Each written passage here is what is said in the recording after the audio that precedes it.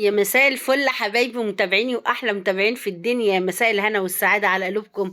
اللهم صل وسلم وبارك على سيدنا محمد وعلى ال محمد اجمعين.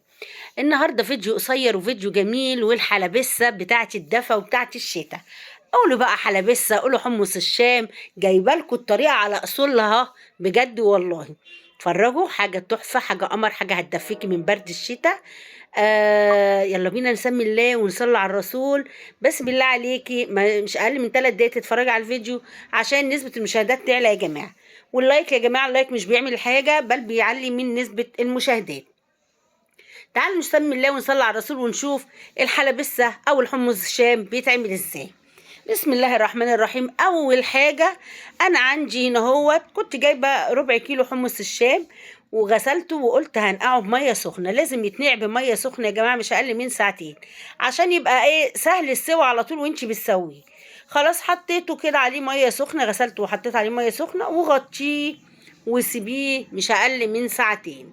طيب بعد كده يا زوزو هتعملي ايه؟ هغلي ميه بقى يا جماعه في الحله واروح نازله بالحمص الشام بتاعي الجميل. طبعا صفيت الميه خلاص. بصوا الحمصيه كبرت ازاي ما شاء الله اهو. ورحت نازله بيه في الميه المغليه. بعد كده يا زوزو هتعملي ايه؟ هعمل بقى الخلطه الرهيبه بتاعته اللي بتوع العربيات حمص الشام بيعملوها، حاجه قمر.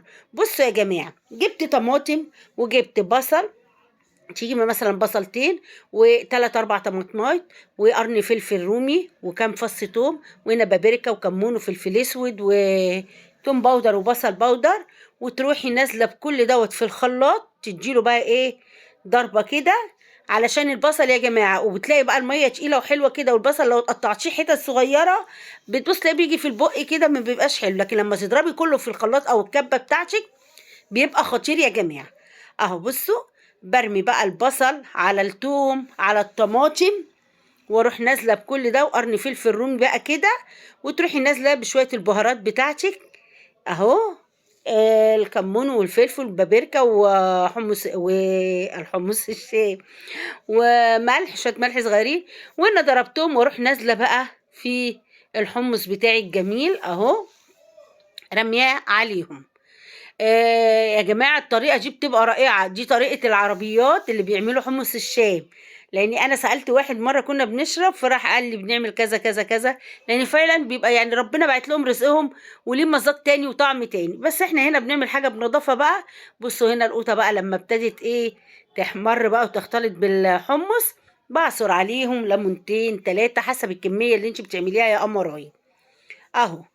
هعصر بقى الليمون، تحطي حبة كمون، تحطي حتة تومة كده نية كده عليها وشم الريحة والفحفحة بقى، وبيبقى طعمه خطير. وطبعا هو هيستوي بسرعة لاني انا نقعته. النقع ده يا جماعة بيسهل سواه، بيخليه يستوي بسرعة.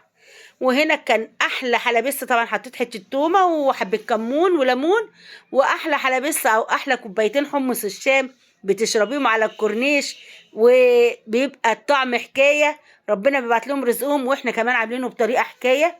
بجد طعمه خطير يا جماعه وجربوا.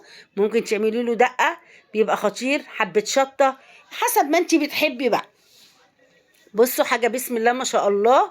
يلا يا قمرايه انت وهي لايك وشير وصلي لي على الرسول عليه الصلاه والسلام في الكومنتات. اللهم صل وسلم وبارك عليك يا حبيبي يا رسول الله. حاجه تدفينا في برد الشتاء وحاجه سهله تعمليها لاولادك بالليل وانتوا سهرانين وانتوا قاعدين، بتبقى قمر وتحفه بصراحه. يلا حبيبه قلبي ما تبخليش عليا باللايك والشير، والسلام عليكم ورحمه الله وبركاته.